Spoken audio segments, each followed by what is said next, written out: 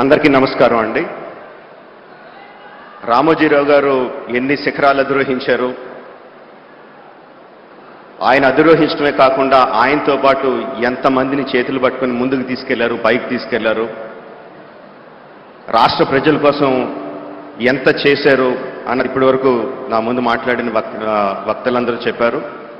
Audio video విజువల్లో కూడా చూసాం, తర్వాత కూడా ఇంకా చెప్పబోతారు. అంతకన్నా నేను ఎక్కువ చెప్పగలను అనుకోవట్లేదండి, అంత సాహసం చేయట్లేదు. ఒకటే అడుగుతున్నా అండి, అంత చేసిన రామోజీరావు గారికి మనం తిరిగి ఏం చేయగలం? 100% అండి. ఆంధ్రప్రదేశ్ రాష్ట్ర ప్రభుత్వాన్ని, తెలంగాణ రాష్ట్ర ప్రభుత్వాన్ని, కేంద్ర ప్రభుత్వాన్ని కూడా రిక్వెస్ట్ చేస్తున్నాను ఈ వేదిక మీద నుంచి, రామోజీరావు గారికి భారతరత్న ప్రదానం చేయడం సముచితం, సబబు. నమస్కారం అండి. Thank you.